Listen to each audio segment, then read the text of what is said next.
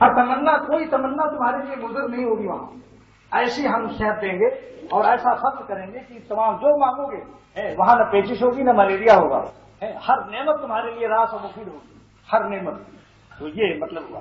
آگے فرماتے ہیں نزلا من غفور الرحیم، اور یہ نعمتیں تم کو بطور مہمانی کے عطا ہوئی ہیں، یعنی حضرت لکھتے ہیں یعنی اکرام کے ساتھ۔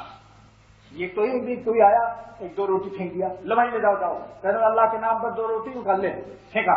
اللہ تعالیٰ فرماتے ہیں ہم تو تمہیں نعمتیں جنت میں کھلائیں گے پلائیں گے عطا کریں گے تو تمہارا اکرام کریں گے، مہمانی نزلا من غفور، یہ مہمانی ہوگی۔ اور مہمان کے لفظ اللہ نے ثابت کر دیا، حکیم الامت جامع قرآن میں لکھتے ہیں کہ لفظ نزل مہمانی کے اندر موجود یہ معنی ہے کہ اللہ تعالیٰ اکرام کے ساتھ اپنے جنتی بندوں کو نعمتیں کھلائیں پلائیں گے۔ اور کیوں ایک دو لفظ اور نازل کر دیا کہ اکرام تو ہے لیکن اپنے گناہوں کا احساس، مثال کے طور پر آپ نے کسی کو کسی زمانے میں کوئی نافرمانی کر کے ستا دیا، کسی کی جیب کاٹ لی، کسی کو گالی دے دی، اب بعد میں آپ نے معافی مانگ لی، اس نے معاف بھی کر دیا، اس کے بعد اس نے آپ کو بریانی کھلائی تو نگاہ نیچی ہے، وہ یاد آئے گا کہ ہم نے اس کو کبھی ستایا ہے۔ اللہ تعالیٰ فرماتے ہیں کہ ہم غفور الرحیم ہیں، یہ ہمارا اکرام، ہم ایسی مغفرت اور رحمت کی شان بیان کر رہے ہیں کہ تاکہ اپنے بندوں کے گنہگار بندوں کا حجاب و حیا اور اس قسم کی شرمیلی یعنی توائے جو ہیں وہ سب ختم کر دیں کہ مزے موج لے کر کھاؤ، بے فکری سے کھاؤ، گناہوں کو یاد بھی نہ کرو، کیونکہ یہ مہمانی غفور الرحیم کی طرف سے ہے جس نے بخش دیا۔ اور کیوں بخشا؟ رحمت کے مارے۔ شاہ عبد الغنی صاحب فرماتے تھے اللہ تعالیٰ نے وہو الغفور الودود کیوں نازل کیا؟ غفور کے بعد اور کوئی صفت نازل کر دیتے؟ محبت کیوں بخشتے ہیں ہم تم کو؟ کہیں غفور کے بعد رحیم نازل کیا، کہیں غفور کے بعد ودود نازل کیا، ودود مانے محبت کرنے والا۔ تو اللہ تعالیٰ نے اپنی بخشش کا وجہ بیان کر دی۔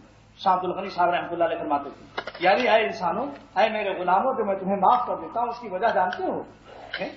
محبت کی وجہ سے معاف کر دیتا ہوں، اور اس کی وجہ جانتے ہو؟ رحمت کی وجہ سے۔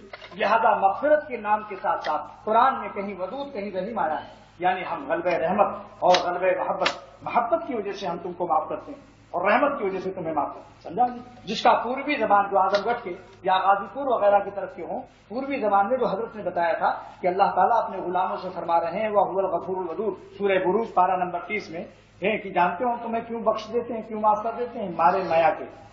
اب اس کا مزہ کون جانے گا؟ نہ کشمیر والے، نہ پنجاب والے، نہ بلوچستان والے۔ میا کہتے ہیں پورب کی زبان میں، گورکھپور، غازی پور، بلیا، میا، اعظم گڑھ وغیرہ میں میا کہتے ہیں محبت کو، مامتا کو۔ میا کہتے ہیں ہم کو آپ کی بڑی میا لگتی ہے، یعنی محبت لگتی ہے۔